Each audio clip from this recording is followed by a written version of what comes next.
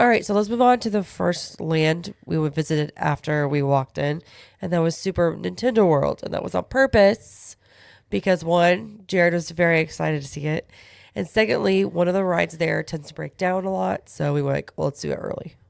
Yes.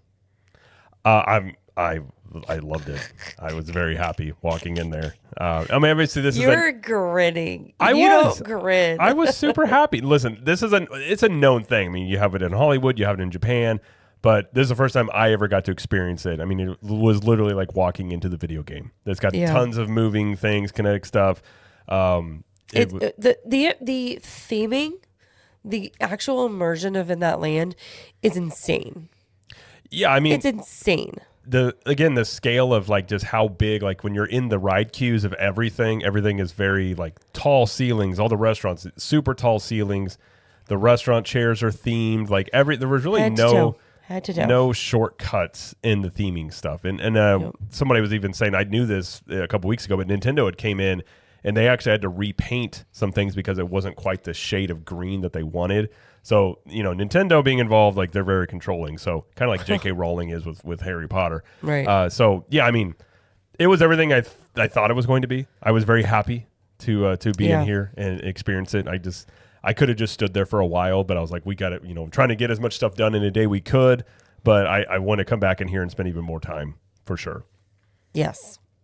So the first attraction we did immediately was Mario Kart. What's it called? Mario Kart? Mario Kart Bowser's Challenge. Mario Kart Bowser's Challenge. And it is just like the one in Hollywood. So, I mean, I don't know if this is a spoiler or not, but it was super cool. I've heard there's super cool differences. I've never ridden the one in Hollywood, so I don't know. But the queue, I mean, if you are a Nintendo fan, you will enjoy this queue alone. It's just Bowser's Fortress with so many Easter eggs. Tons of stuff in there. The music that plays, obviously, is Nintendo everywhere. You've got the dungeon music from the games.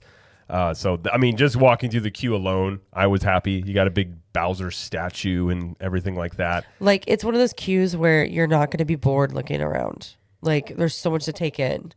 Yeah, you go through Bowser's library. Like, yeah, if you're into Mario Kart in Nintendo, you will love this. Yeah, it was a very cute ride, and it kind of, again, no spoilers, just it kind of felt like Men in Black a little bit with the gun thing.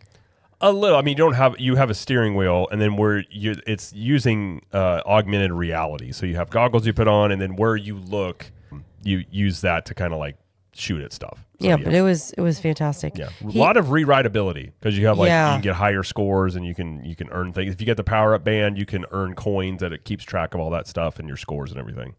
Yeah, Jared beat me, of course. Listen, I play Mario Kart a lot. Yeah, I know. And then after that, we went to Donkey Kong Country. We did. This was the new area. This is not in Hollywood.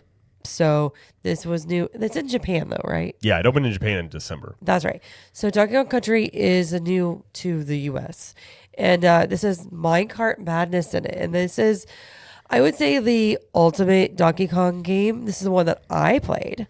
It was hard for me to beat a specific portion of it. You have to jump over the track. Couldn't do it for a long time, but it took me a while. Finally did it. Anyway, I was excited to ride this because this is the one, and this is not a secret, but it looks like you're jumping over the track in the roller coaster. Yes. So this is based off of Donkey Kong Country, the video game. Nintendo 64, I think, is when it first did it. But yeah, you got gaps in the track you jump over. So this is using an arm. So there's a side track on this using an arm to hold the cart over. So you're not actually going over the track on top. That's just like a false track, but it looks like you jumping gaps and things like that. So, I mean, I love Donkey Kong as well. Donkey Kong Country was probably my favorite game when I was I think it came out when I was like 10 or 11. So, yeah, it was great. It is a very family-friendly ride. It's more thrilling than I think a lot of people may have anticipated with this, but a lot of fun, very short, and I would ride this. I wanted to ride it many more times, but did not. I held back on this. But, yeah, it's a lot of fun. The POVs were out there. People had leaked it out, and some people had criticized it, but I thoroughly enjoyed it, and I think it will be one that is very, very popular with, kids, families, because it basically everybody can ride this for the most part. Yeah. And there's a meet and greet with Donkey Kong in there. He wasn't meeting that day. And then somebody else is there too. I think there's a Diddy Kong maybe. Maybe. But Donkey Kong, I know for sure, has been confirmed he will be there. But yeah, he wasn't doing Okay. a meet and greet. There's some other activities and everything. You could use the power-up bands they've got for sale. You can use those around the land in Nintendo World and in Donkey Kong Country. Well, like in the video games, you try and get the letters to spell out Kong, and they have those there. So you walk up to push your power up band to it, it makes a little noise, and you get a little stamp on the app. Yeah. And you do certain things. So they've got that, and then like a couple of like side like barrel games, like a little spinning casino game where you can get something. So they've got a lot of side things here in Donkey Kong Country and Super Nintendo World. Well, Mushroom Kingdom part of Super Nintendo World, where you can spend a lot of time doing side quests. Yeah. Much like a video game. Yeah. And what was that thing you bought for the mug? So this was at the Bubbly Barrel. So this is the snack stand in the land. This is the only food location in this land. And here it's just a soft serve banana. Has a name, I forgot. It does. I forget the name of it, but it's just got like toffee pieces, caramel popcorn on top with like banana flavored soft serve, and then it has, I think it's banana flavored Fanta as well. It was good. I wanted it for the mug. It was a Donkey Kong barrel mug, and it was the same price for the mug, or you get the ice cream. And I was like, well, whatever, just get the ice cream. But yeah, it was really good. It was really But good. I really wanted it for the mug for the most part. But you do get, yeah, I think that was an extra like $5 or something like that. Maybe, well, probably more like $10 for the mug if I were to guess. Okay. Because I think you could get it without the mug. And Gotcha. It's cheaper. Gotcha. Was that pricing though for that day? I don't know. It was 15-ish, I think, $14.95, something like that. Okay. So I think that's probably what they would charge for it. Okay. Some stuff during the previews is lower price in some locations, and some places have been full priced. Yeah. Because they're still going through rehearsal as well at some places. But I think that one was probably full priced. Gotcha. Okay. And then we also did Yoshi's Adventure, which was a cute little ride. Yeah, this one's a known thing too. This one's out in all the other Super Nintendo worlds, but just a little Omni mover. Yeah. Name it, babies can ride this. There's no Babies size. can. There's no height requirement on this at all. So very slow moving. It's got a little interactivity with it that kids can do. And yeah, I mean, it's nice. You get to get a little view of Super Nintendo World while you're riding Yeah. it. And little kids, they'll get a kick out I of it. love it. Yeah. It's a great cue. It's very based off of Yoshi's Island. So if you ever played that okay. game, the queue is a lot of Yoshi's Island. Yeah. Okay. We also got to meet Mario and Luigi. They out were. meeting. Surprisingly, I didn't know if they were doing meet and greets, but we got to meet them. Toadstool made an appearance as well. Didn't meet him, but we saw him. Saw him come out. We also ate at his restaurant, Toadstool Cafe. We did. We had the Mario burger and the question mark coin. Is that what it's called? Question mark coin? That's called a power-up block. Power up block. Well, it says question mark coin tiramisu. Well, That's what it's on the thing. yeah. So what do you think of the Mario burger and what have it on it? It was just a basic burger. Had bacon, cheese, lettuce. Kind of your typical theme park burger. It was okay. It wasn't the best thing I've ever had by any means. It wasn't dry or anything. The bun was a little dry, not the type of bun I typically like on a burger, but it Yeah. had a Mario mustache on it. You get a little Mario hat with it. So all the food for the most part comes with something on it, some sort of accessory that's Nintendo related. But it was fine. It came with fries as well. Everything was pretty basic, but the environment, like the restaurant itself, So is cute. very, very, very well done. Lots of detail. Even the chairs, like I said, everything in here, like multiple restaurants, the chairs are themed. That they just didn't have to do that. They went above and beyond. Those are little details that I don't know if anybody would have noticed that they didn't do it.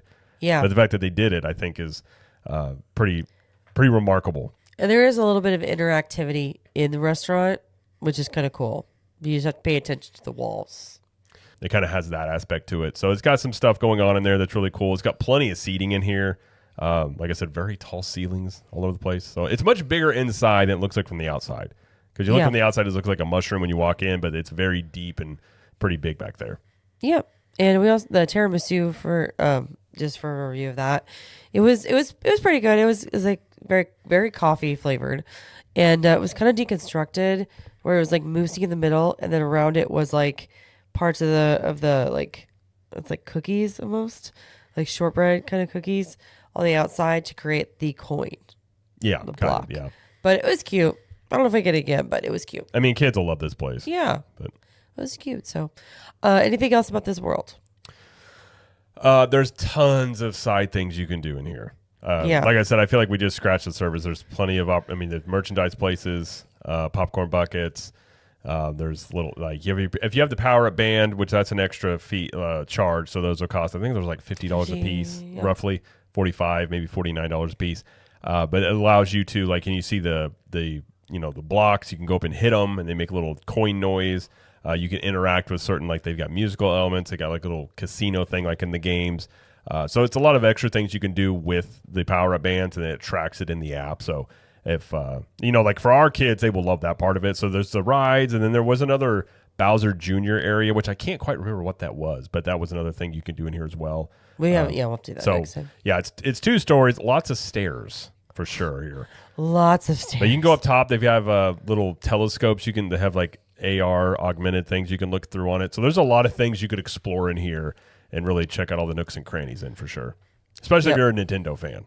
Yeah, which a lot of people are because it was busy. Nintendo's huge. I think this will be the busiest land just because of how big Nintendo is and the cross appeal with everybody. I think you're right. I think it will, and it's really it's the first land if you go to the left, like at Celestial Park, you go to the left and you've got Super Nintendo World and Dark Universe, and if you go to the right, you have Isle of Berk, and then you have Ministry of Magic. So you kind of have to choose which way you're going to go. So when you go left, Super Nintendo World is the first one you come in on. So I think a lot of people will end up going there it's the first one and it's super popular. Right.